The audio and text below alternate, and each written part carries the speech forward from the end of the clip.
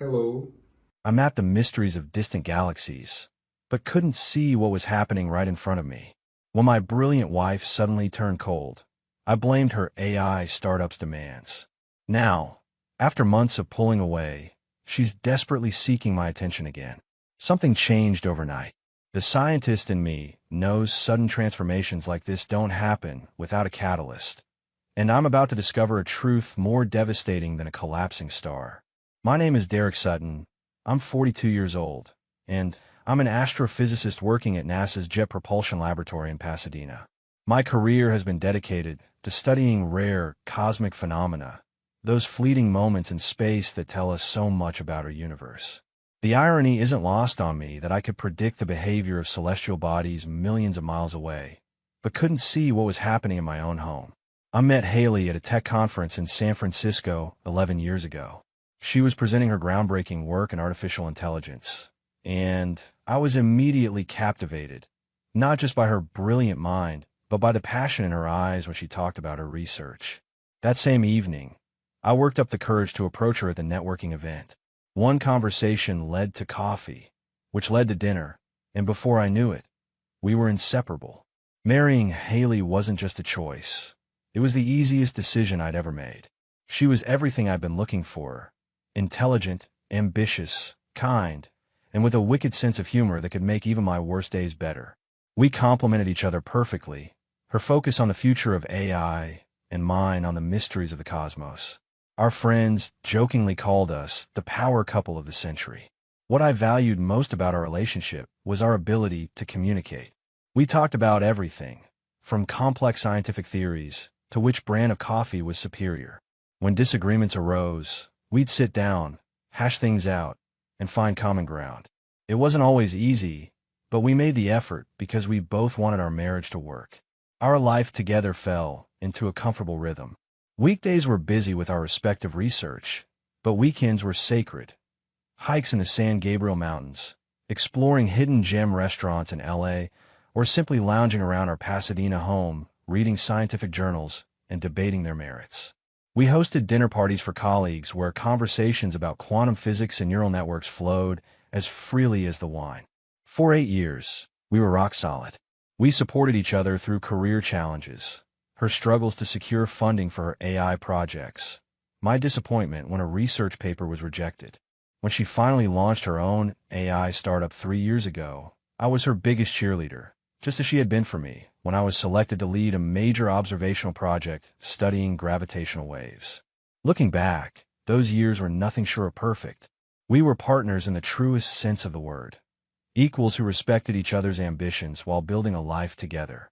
If anyone had told me then that our marriage would crumble, I would have laughed in their face. But that's the thing about life. It can change in an instant, like a supernova that suddenly outshines an entire galaxy before collapsing into darkness. I never saw it coming. Maybe I should have. The first signs appeared last fall, when I was deep into preparations for observing a rare binary neutron star merger. It was the kind of event astronomers wait entire careers to witness. A cosmic dance that releases gravitational waves powerful enough to ripple through the fabric of space-time itself. I noticed Haley growing distant, but initially chalked it up to her own professional pressures. Her AI startup, Neurotech, had just secured second-round funding, and she was juggling investor demands with technical challenges. Our once animated dinner conversations dwindled into brief exchanges about logistics: who would pick up groceries or pay the electric bill. "Everything okay?" I asked one evening as we sat on opposite ends of our sectional sofa, both absorbed in our laptops. "Fine," she replied without looking up. "Just swamped with this neural network architecture." I nodded and went back to my data, but something in her tone felt off. The warmth that usually colored her voice when she discussed her work was missing, replaced by a flat indifference. Over the next few weeks, I noticed other changes. She began coming home later, blaming emergency debugging sessions and investor meetings. Her usual texts throughout the day, ranging from science jokes to simple thinking of you messages, stopped completely. When she did speak to me, her answers were clipped, her gaze rarely meeting mine. Did I do something wrong? I finally asked one Saturday morning as she was hurriedly getting dressed to go to the office, something unprecedented in our weekend routine. Not everything is about you, Derek, she snapped, yanking a sweater over her head. Some of us have deadlines that don't revolve around stargazing. Her words stung. In all our years together, she'd never dismissed my work like that. Astronomy wasn't just stargazing to me. It was unlocking the universe's most profound secrets, and she knew that better than anyone. I tried to tell myself she was just stressed. Silicon Valley startup culture was notoriously brutal, and she was under tremendous pressure to deliver results. Still, a nagging feeling persisted. This wasn't just stress. Something fundamental had shifted. One night, I reached for her hand across the dinner table, a simple gesture we'd shared countless times. She flinched slightly before allowing the contact, her fingers limp in mine. Her eyes darted to her watch, then back to her barely touched salmon. "I need to review some code tonight," she said, withdrawing her hand and standing up. "Don't wait up." As I watched her retreat to her home office, a hollow feeling settled in my chest. The woman I'd married, the one who would spend hours discussing the ethical implications of AI or the philosophical questions raised by my cosmic research, seemed to be fading away, replaced by a stranger who could barely stand my touch. I told myself it was just a phase, that things would go back to normal once her project stabilized and my observation period ended. I was wrong. This wasn't the beginning of the end. It was already the middle. By winter, the emotional distance between Haley and me had transformed into physical avoidance. My wife, who once couldn't keep her hands off me, now flinched at my touch like I carried some contagious disease. Our bedroom, once a sanctuary of connection, became a cold battleground of rejection. Night after night, I'd reach for her, only to be met with an arsenal of excuses. "I have a migraine. I'm too stressed about the investor presentation. I need to be fresh for my 6 a.m. meeting. I just took a sleeping pill." After weeks of rejection, I finally confronted her one night as she turned away from me for the 20th consecutive evening. "Haley, we haven't been intimate in over 3 months," I said, trying to keep frustration from my voice. "What's going on?" She sighed dramatically, as if I'd asked her to explain quantum physics to a kindergartner. "Not everything is about sex, Derek. I'm building a company from the ground up. Do you have any idea how exhausting that is?" "This isn't about sex," I replied quietly. "It's about connection. We're like strangers passing in the hallway." "You're being melodramatic," she muttered, pulling the comforter tighter around herself. "Just because I don't want to jump you every night doesn't mean there's a problem." But there was a problem, and it was growing larger by the day. My wife refused intimacy for months, treating our marriage like an inconvenient roommate situation. The woman who once wrote me love notes on the bathroom mirror now barely acknowledged my presence. I threw myself into my work, spending longer hours at the observatory. The distant stars became better company than my own wife. At least they were consistent, predictable in their cosmic dance. When the gravitational wave event I'd been waiting for finally appeared in our data, I had no one to celebrate with. My text to Haley went unanswered until the following day, when she replied with a cursory congrats. No exclamation point, no follow-up questions, nothing. That night, lying awake in our bed while Haley slept with her back to me, I stared at the ceiling and wondered how something that once felt so right could go so wrong. The woman beside me was a stranger wearing my wife's face, occupying her side of the bed while keeping miles between us. The irony wasn't lost on me. I studied invisible forces binding celestial bodies together across vast distances, yet couldn't bridge the inch-wide chasm between my wife's shoulder and mine. In the darkness of our bedroom, I felt more alone than I ever had staring into the infinite abyss of space. When my major observational project finally concluded in early spring, I decided enough was enough. Whatever was happening between us needed to be addressed head-on. No more tiptoeing around the issue. No more pretending everything was fine when it clearly wasn't. I planned carefully, making her favorite dinner, butternut squash risotto with seared scallops, and opening a bottle of the Napa Valley Chardonnay we'd discovered on our 5th anniversary trip. I set the dining room table with the hand-blown glass plates we'd bought in Venice, lit candles, and waited. Haley came home late, as usual, raising an eyebrow at the elaborate setup. "What's the occasion?" she asked, dropping her laptop bag on the sideboard. "No occasion," I replied, pulling out her chair. "I just thought we should have a proper dinner together. It's been a while." She sat reluctantly, her eyes darting to her smartwatch twice before I'd even serve the wine. We ate in awkward silence for several minutes before I gathered my courage. Haley, we need to talk about what's happening between us. She set down her fork with deliberate slowness. What do you mean? You know exactly what I mean. You've been distant for months. We barely talk. We never touch. You're hardly ever home. It feels like you're avoiding me. I'm building a company, Derek, she replied, her voice tight. It requires sacrifices. I understand hard work and sacrifice. You know I do. But this is different. It's like you've checked out of our marriage entirely. She laughed, but there was no humor in it. That's ridiculous. I'm sitting right here, aren't I? Physically, yes. But you haven't really been present in months. Something flashed across her face. Guilt? Anger? It was gone too quickly to identify. You're being overly sensitive, she said dismissively. Not everything is a cosmic crisis requiring analysis. That stung. Another dig at my profession, at something she knew mattered deeply to me. I'm not analyzing, I said quietly. I'm just asking what's going on. We used to tell each other everything, and now I feel like I don't know you at all. People change, Derek. Maybe you should try it sometime, instead of having the same routine every day. Her words hit like a meteor strike. Was that how she saw me? Boring? Predictable? That's not fair, I said, my voice barely above a whisper. And it doesn't explain what's happening to us. She stood abruptly. What's happening is you're making a big deal out of nothing. I'm tired, I'm stressed, and now I'm being interrogated instead of supported. I don't need this right now. Before I could respond, she grabbed her bag and walked out, leaving me alone with cooling risotto and guttering candles. My carefully planned conversation had crashed and burned in less than 15 minutes. After our failed conversation, I was desperate for answers. Something wasn't adding up, and the scientist in me couldn't leave a mystery unsolved. If Haley wouldn't tell me what was wrong, maybe someone else could shed light on the situation. I reached out to Mia, Haley's closest friend since graduate school. We'd always gotten along well, and she'd been a bridesmaid at our wedding. She agreed to meet for coffee at a small cafe near Caltech. I appreciate you meeting me, I said once we were seated. I'm worried about Haley.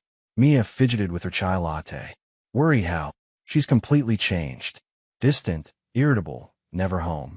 We barely speak anymore. I hesitated before adding. It's like she's a different person. To my surprise, Mia looked genuinely confused. Really? She seems the same to me.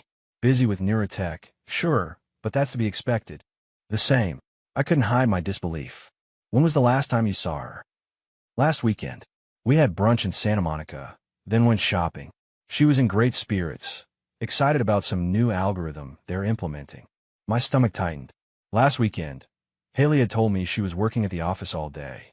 I brought her lunch, only to find her assistant awkwardly explaining that Haley wasn't in.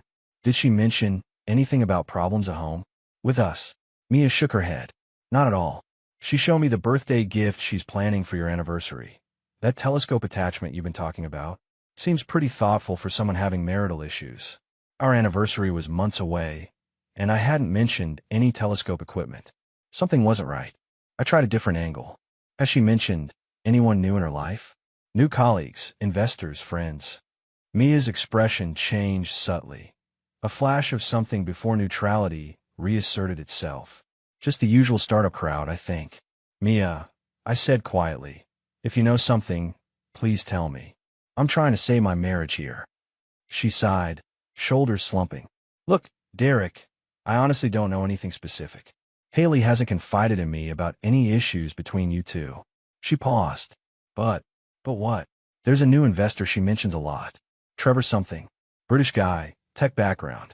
The way she talks about him is, I don't know, different. Different how? Mia looked uncomfortable. More animated? She lights up when his name comes up. But that could just be excitement about the funding. You know how passionate she is about her work.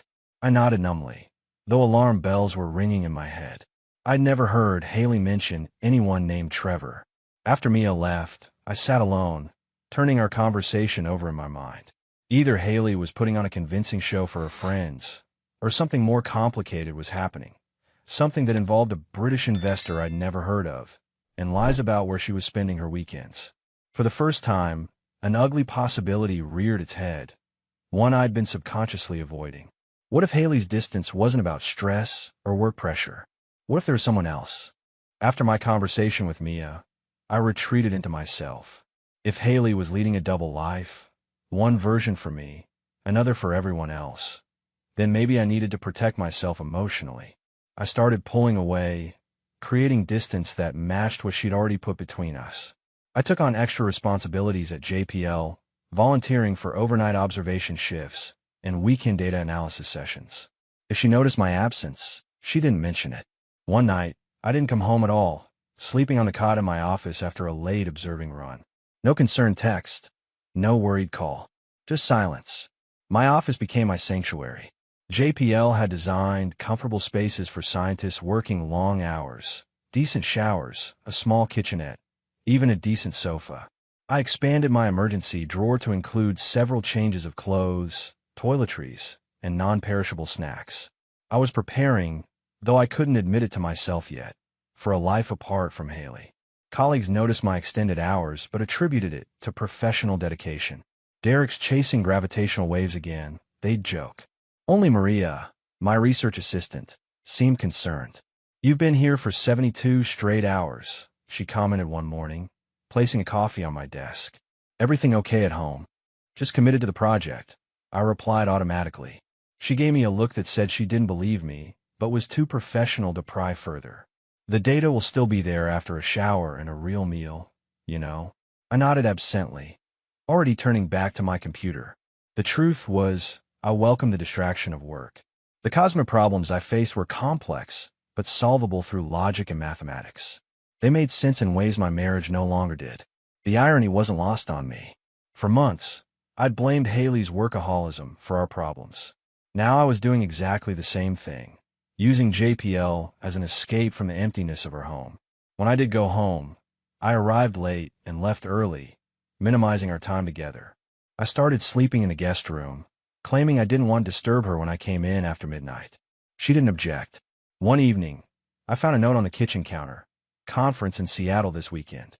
Back Tuesday." No further explanation, no invitation to join her, not even a goodbye in person. Just another absence in a marriage increasingly defined by them. I should have felt angry, hurt, betrayed. Instead, I felt nothing but a dull ache where my heart used to be. The emotional numbness was almost a relief after months of confusion and pain. That weekend, I didn't even bother going home. Why pretend to maintain a household that was already falling apart? I stayed at JPL, losing myself in data streams and spectral analyses, searching for patterns in distant stars because I couldn't make sense of my life on Earth.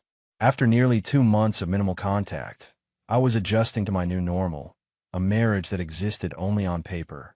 I'd settled into a routine at JPL, finding a strange peace in the predictability of scientific research compared to the chaos of my personal life.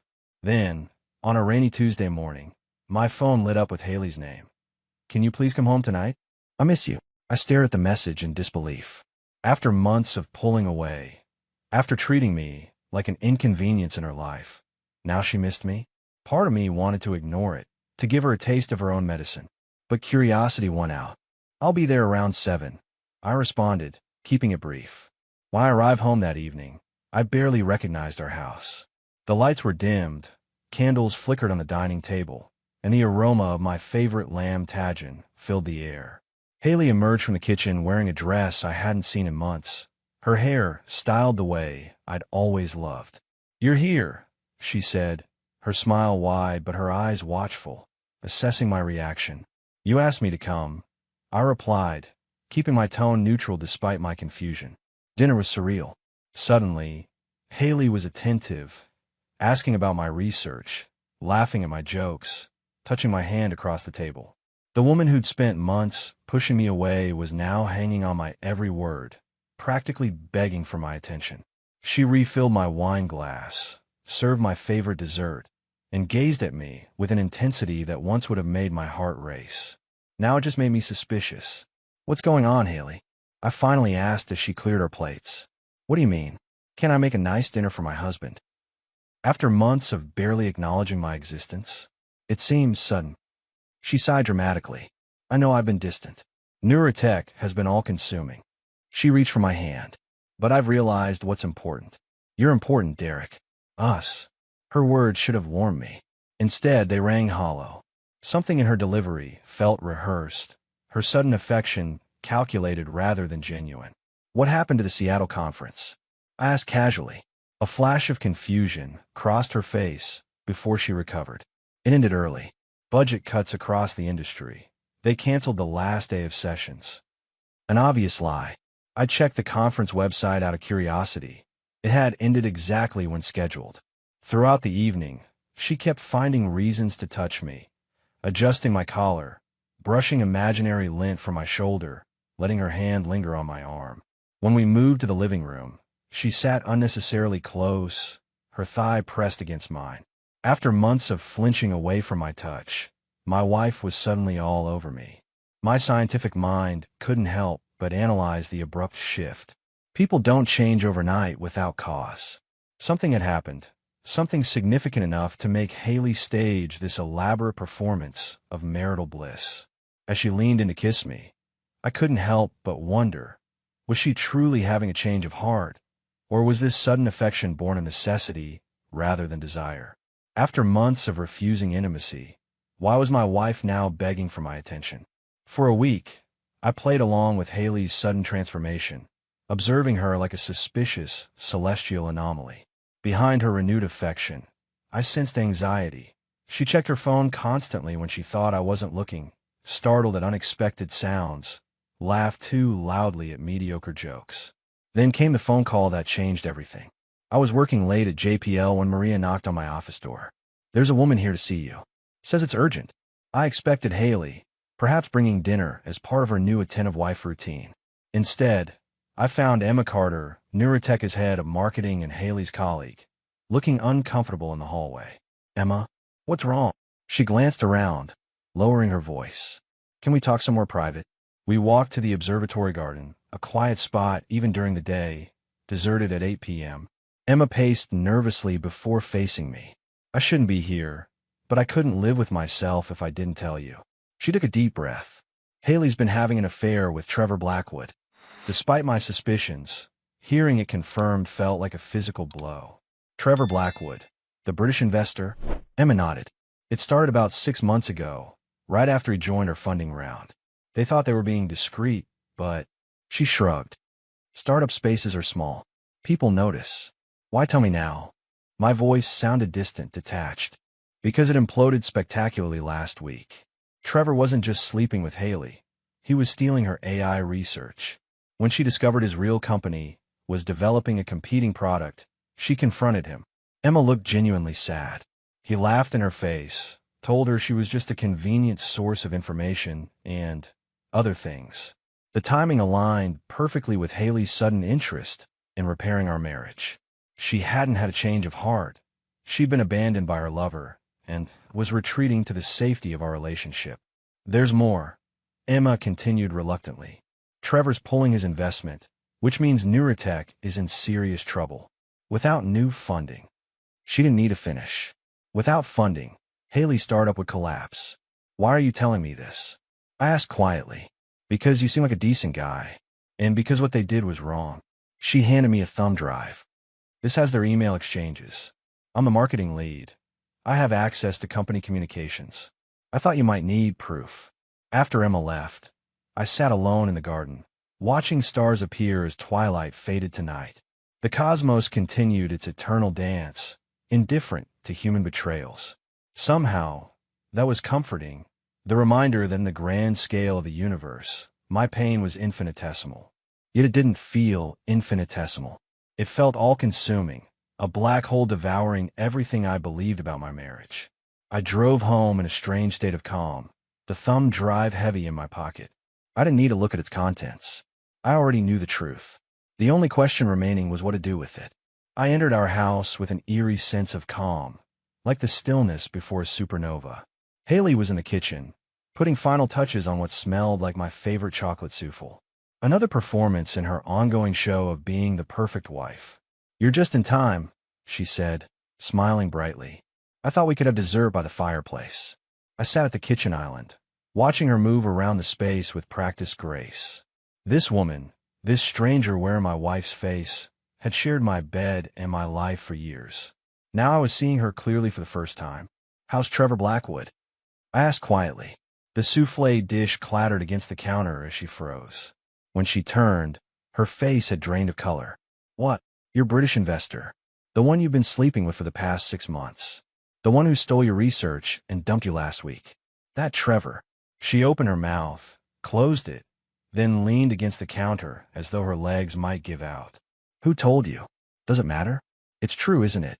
For a moment, I thought she might deny it. Then her shoulders slumped in defeat. "It's complicated. Seems pretty straightforward to me. You had an affair, he used you, and now that he's gone, you're suddenly interested in being my wife again." "It wasn't like that," she protested weakly. "Trevor understood me, understood the pressure I'm under. He was there when I was home waiting for you." I cut her off. "When I was trying to figure out why my wife couldn't stand to be near me. When I was blaming myself for whatever was wrong between us." Tears filled her eyes. "Derek, please. I made a terrible mistake. I got caught up in something. But it's over now. I realized what really matters." "You realized what really matters when he dumped you and pulled his funding." I corrected her. "Now Neurotech is in trouble, and you need a safety net." She flinched. "That's not fair." "Fair?" I laughed humorlessly. "Was it fair to lie to me for months? To make me think I was the problem? To come back only when your other option disappeared?" "I love you," she whispered. "I always have." "No, Haley. You love what I represent. Stability, security, a backup plan. That's not love. That's self-preservation." She started crying in earnest now, tears streaming down her face. "Everyone makes mistakes. We can work through this. I'll go to therapy, take time off work, whatever you need." What I needed was a wife who respected our vows. What I needed was honesty. I stood up, suddenly exhausted. What I need now is a divorce. The word hung between us like a physical thing. Haley's tears stopped abruptly, replaced by something harder, colder. "You don't mean that." "I do. I've had months to think about what matters to me. Trust matters. Loyalty matters. Neither of which you have. So that's it. 11 years of marriage, and you're just walking away." "I'm not the one who walked away, Haley. You did that months ago. I'm just finally acknowledging it." As I headed for the door, she called after me, her voice rising in panic. "Where are you going? We need to talk about this." "I'm going back to the observatory. There's a meteor shower tonight.